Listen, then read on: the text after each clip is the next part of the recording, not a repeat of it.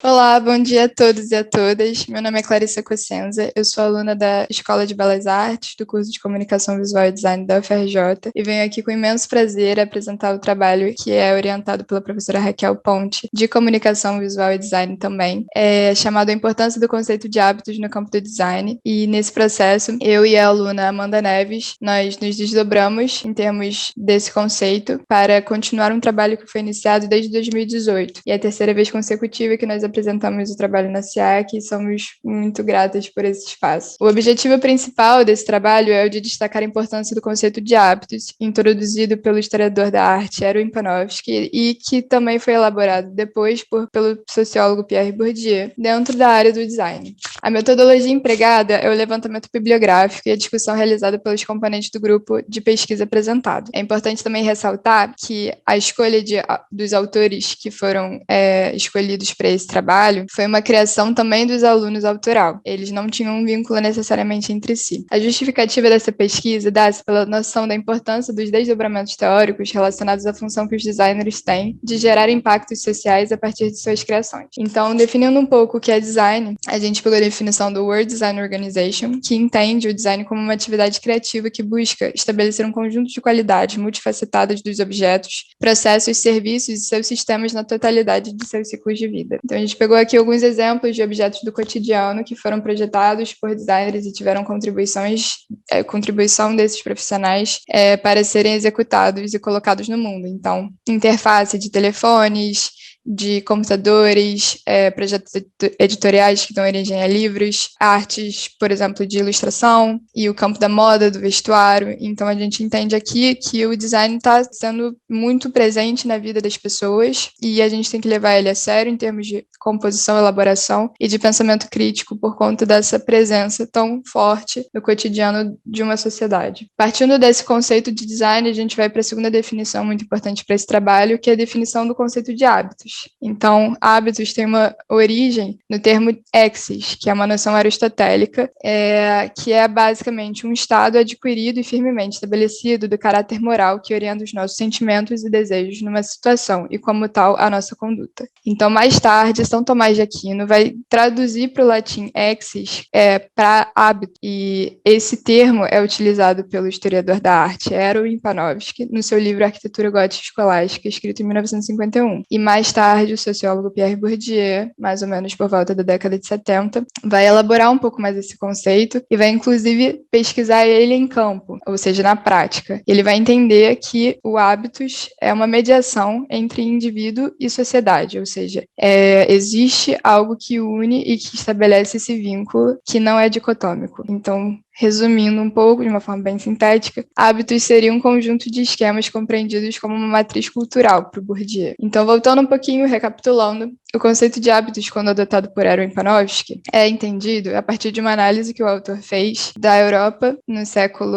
IX até o século XVI, qual o pensamento escolástico estava sendo vigente nessa época e nesse espaço. E, de acordo com ele, o hábitos da escolástica, ou seja, a matriz cultural que guiava os pensamentos escolásticos, que eram extremamente formais, acabou guiando também a manifestação de igrejas góticas da mesma época. Então, ele conseguiu fazer um paralelismo entre o pensamento escolástico e a sua reprodução em formas, né? Ou seja, formas arquitetônicas da época. Isso foi muito importante para que a gente entendesse que existe essa matriz, que pode ser transponível de um aspecto cultural para outro. Então, aqui ao lado a gente pode ver uma planta de uma catedral gótica, no qual você consegue perceber que existem questões formais de organização que tem uma analogia com a organização do pensamento escolástico, extremamente formal também, que envolve uma hierarquia de informação também, e que pode ser análoga à construção dessas igrejas. Então, com isso, Pierre Bourdieu se desdobra em termos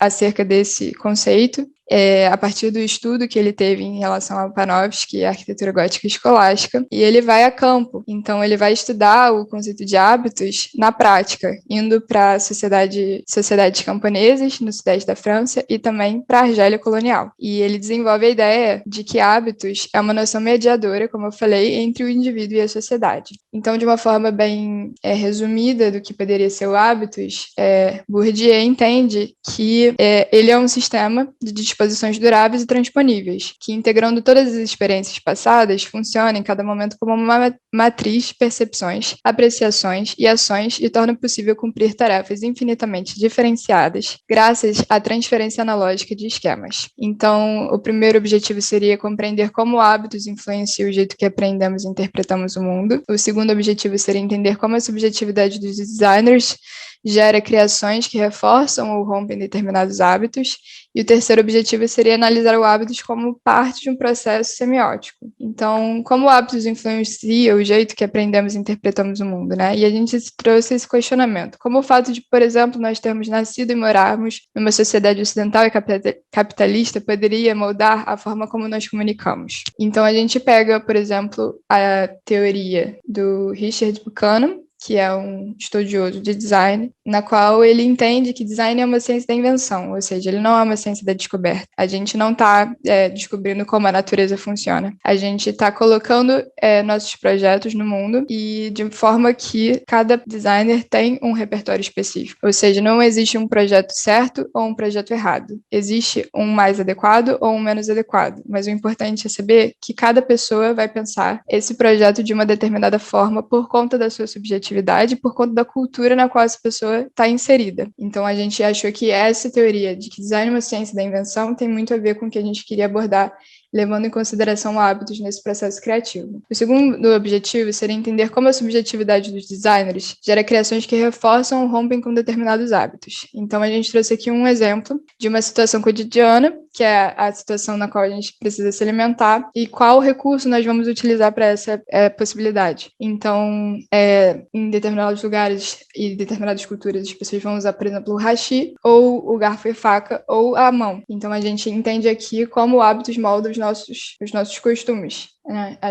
A nossa cultura, portanto. E, ao mesmo tempo, levando para um lado um pouco mais crítico, né? Como também uma cultura que pode ser, por exemplo, sexista ou excluir determinados grupos e minorias sociais das suas execuções, das suas atividades rotineiras, poderia também perpetuar em comunicação visual essa cultura que também é muito questionável. Então, a gente pegou aqui uma campanha da empresa Dr. Pepper que diz que essa bebida não seria para mulheres. Então, a gente também está aqui questionando acerca de um hábito específico ou de um conjunto de matrizes que fazem a gente pensar que algumas coisas são para algumas pessoas e não para outras. O terceiro objetivo desse trabalho seria analisar o hábitos como um processo semiótico, baseado na perspectiva filosófica do Charles Sanders Peirce, um semiótico muito importante para quem estuda design. Então, semiótica é uma ciência que estuda o processo da semiose, isto é, o processo de como os signos representam alguma coisa e como eles também são interpretados. Então, o Peirce entende que o pensamento por si só já é um signo. Ele está em lugar de alguma coisa, né? E ele entende que os indivíduos se fixam a crenças, que é um conceito, inclusive, muito parecido com o conceito de hábitos. A gente atua no mundo a partir de determinadas crenças e a gente reproduz, então, esses costumes que nós nos inserimos, que nós fomos ensinados a atuar de certa forma. E, com isso, nós podemos perpetuar esses costumes até que pode chegar a uma certa dúvida, um questionamento, e esses costumes, essas crenças vão ser revisadas. Então, a relação semiótica entre indivíduo e sociedade que nós queremos trazer aqui seria: